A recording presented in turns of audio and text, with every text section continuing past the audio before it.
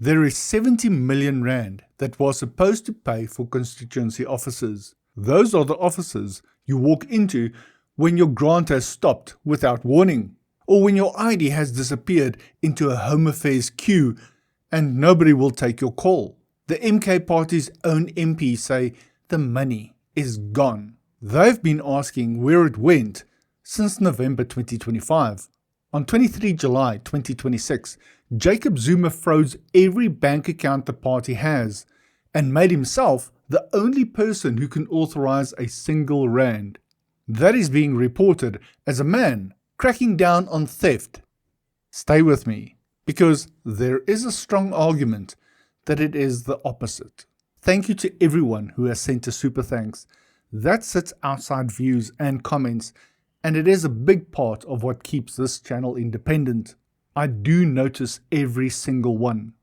While you're here, tell me in the comments whether a frozen bank account counts as accountability in your book. I read all the comments and your thoughts are important to me. Thank you to every subscriber who supports the channel. It is always appreciated. And if you're new here, I'm Riaan Roux, and this is the Riaan Roux Show. Let's start with where this money comes from, because most of the coverage actually skips right past that. Parliament pays every MP an allowance to run a constituency office. The Mail and Guardian reported that it works out to close to 100,000 rand a month per member. Now, the MK Party has 58 seats in the National Assembly and 5 in the National Council of Provinces.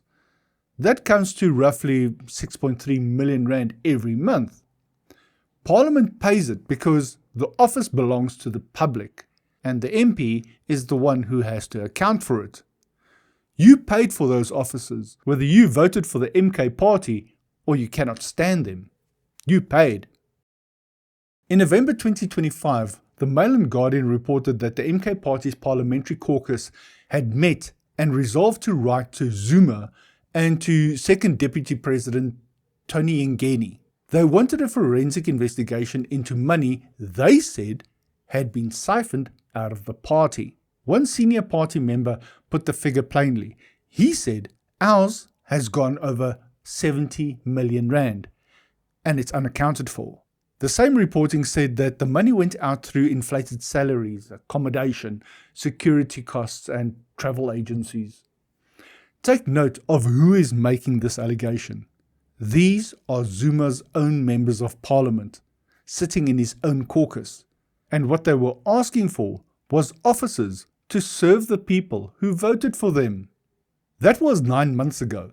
No forensic audit has been announced since. While that request sat unanswered, the party's finances came apart in public. News24 reported that the MK Party inherited an estimated 28 million rand in debt. Former Treasurer General Mpiyika Limba acknowledged it before he was dismissed in January 2026 and replaced by Brian Molefe.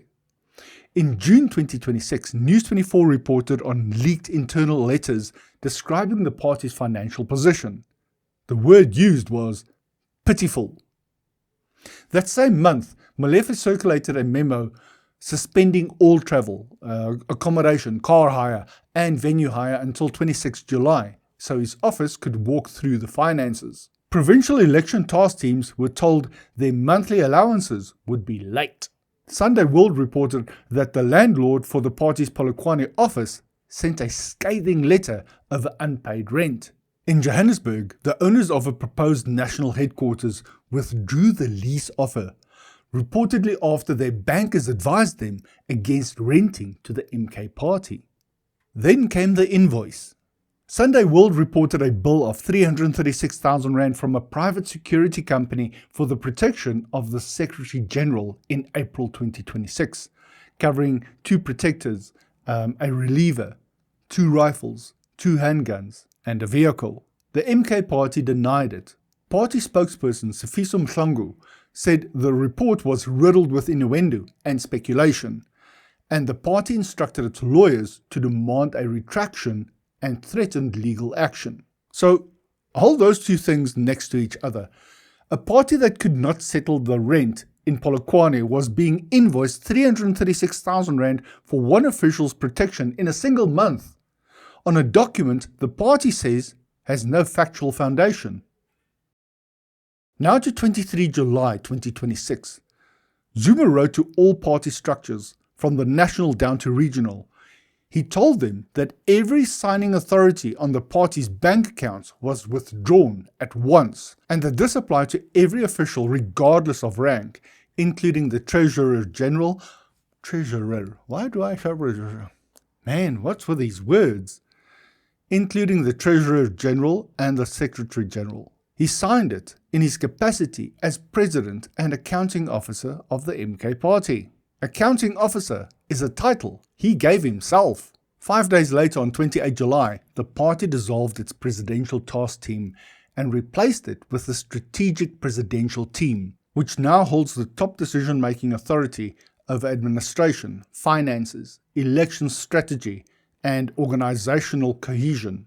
Zuma has ruled out internal party elections on the argument that they are vulnerable to people with money. He has said he will personally select the senior candidates for the local government elections. His daughter, Duduzile Zuma Zumbudla, was expelled from the party in June 2026. Here is the part worth sitting with. Freezing an account stops money going out. It does not tell anyone where the last 70 million rand went. Those are two different jobs, and only one of them has been done. And look at what the freeze removed. The Treasurer General, Zuma appointed 6 months earlier, can no longer operate their accounts. Every route to an independent answer about that money now runs through the one man, who is also the person the caucus wrote to when they asked for the audit. That brings me to Jabulani Khumalo, the man who registered the MK Party with the IEC in September 2023. Speaking to BizNews, Khumalo said Zuma endorsed the party while still an ANC member, waited until the numbers grew, and then took the party off him for the money. He said you cannot divorce Zuma from money. He said Zuma's plan is to pull as much money out of the party as possible and then collapse it or deregister it. Take note, those are claims, and one part of his account does not hold up. Khumalo said the Electoral Court has dragged its feet on his complaint that his signature was forged. The record says something else. The Electoral Court heard him and dismissed the case in June 2024. Judge Lebogang Modiba found his arguments frivolous and his version of events contradictory. He lost the appeal in October 2024, by News 24's count, his 4th defeat in court. The Western Cape High Court struck another of his applications off the roll for lack of urgency. And in September 2024, the Gauteng High Court ordered his name removed as a signatory on the party's bank account. The courts ruled more than once, and every ruling went against them. So Khumalo has an obvious personal interest here, and he has the court history wrong. What he describes is still being alleged separately by people who have no reason to help him. His own successors in that caucus arrived at the same place from inside. That is the part that survives when you take Khumalo out of the story altogether. Ask yourself what actually happens to a party in Parliament that cannot account for public money. The Political Party Funding Act deals mainly with private donations and disclosure. It sets thresholds and it sets caps. It gives nobody the power to claw back constituency allowances that were paid out and never accounted for. And the disclosure rules have moved in the wrong direction for anyone trying to follow the money. The threshold for declaring a donation was lifted from 100,000 Rand to 200,000 Rand, and the annual cap on what one donor can give went from 15 million Rand to 30 million Rand. So a party can be the 3rd largest in the country, have its own MPs say 70 million Rand of public money is missing, and face nothing worse than bad headlines. Local government elections are on 4 November 2026. The money keeps going out every month. Parliament has paid this allowance to the MK Party every month for more than 2 years. Its own MPs say 70 million Rand of it cannot be accounted for. So When was the last time Parliament asked to see a receipt? Don't just know what is happening, understand what it means. Do share this video with someone that you think needs to hear this story. And if you have subscribed, thank you, it really does help the channel. Drop your thoughts in the comments and I will catch you in the next one.